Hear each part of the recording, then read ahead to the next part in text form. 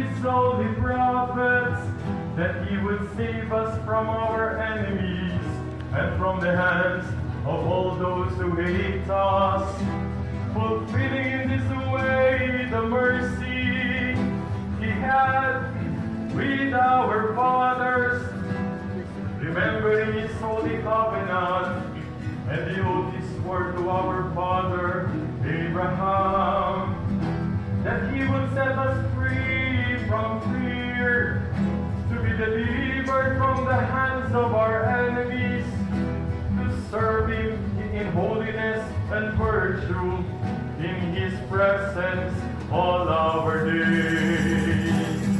Blessed be the Lord,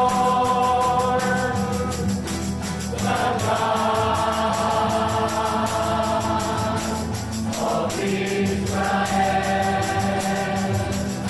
for he has visited and redeemed his people, raising up for us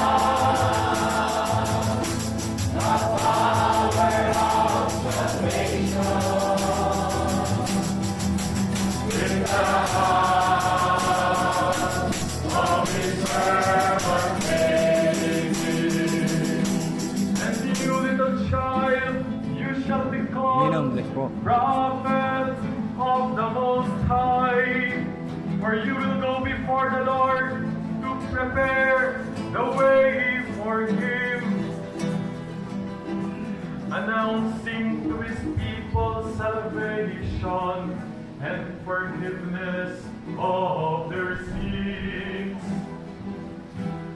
Because of the tender mercy of our God, a sun rising from on high will visit us, to give light to those who live in darkness and in the shadow of death, and to guide our feet into the way of peace.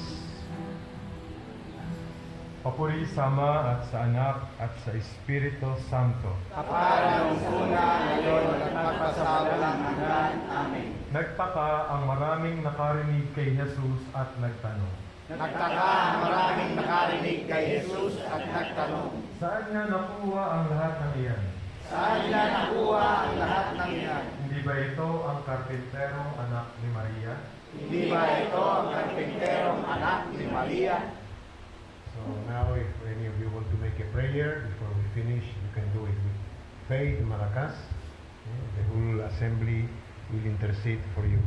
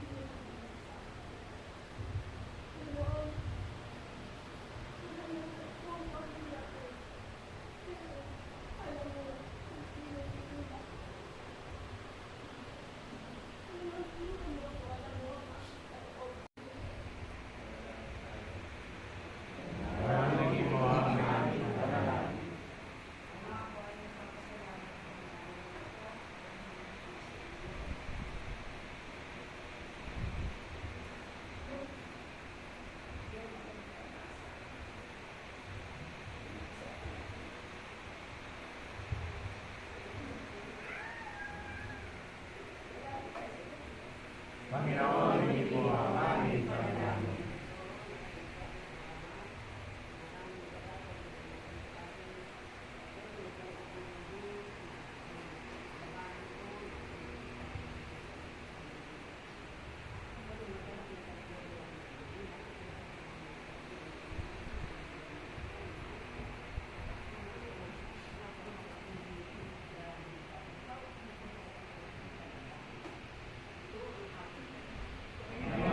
dinggin mo ang aming panalangin. Umibig sa iyo, Ama, na turing mo akong anak.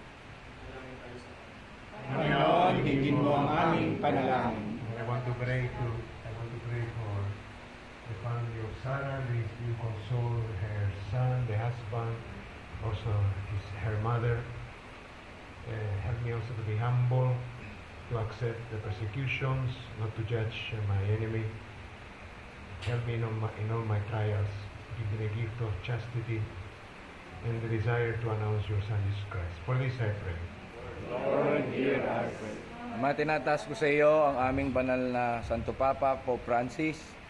Bigyan niyo pa po siya ng kalakasan ng katawan. Ganon din po ang lahat ng mga kardinal at lahat ng mga bishops.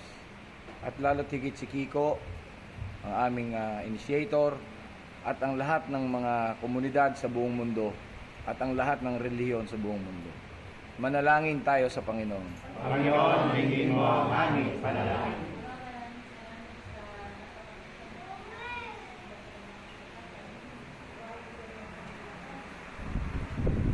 Panginoon,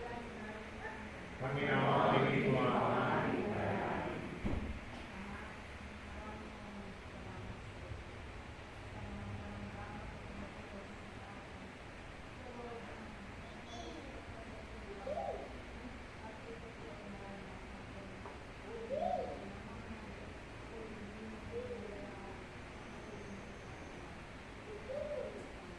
Panginoon, dinggin mo ang aming panalangin. Father, receive all these petitions from those who are in our hearts. We ask this sa pamamagitan ng inyong mga Jesucristo with the prayer of God. Ama namin, nasa langit ka, sambahin ang ngalan mo. Mapasanin ang kaharian mo. Sundin ang loob mo dito sa lupa para sa langit. Bigyan mo kami ngayon ng aming kakanin sa araw-araw. Patawarin mo kami sa aming mga sala. Para nang pagpatawad namin sa nagkakasala sa amin. At huwag mo kami kahintulog sa tukso. Kaya kami sa langit. Kapayapaan ng Panginoon ay laging sumayo. Bigyan tayo ng kapayapaan sa isa't isa. Peace be with you.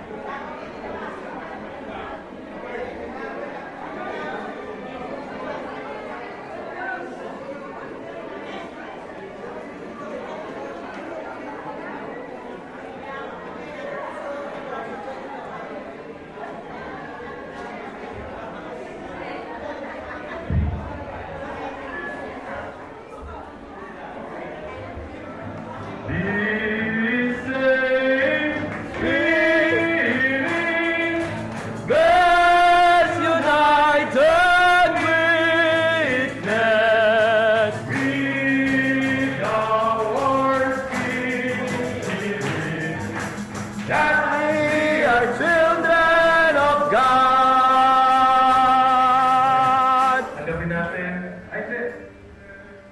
siguro gawin natin ngayon na para magsipok tayo mga kapatid. Gawin na naman natin ang kolekta ngayon. Mga kapatid, sa stage ng Our Father, wala na po tayong second pass the bar.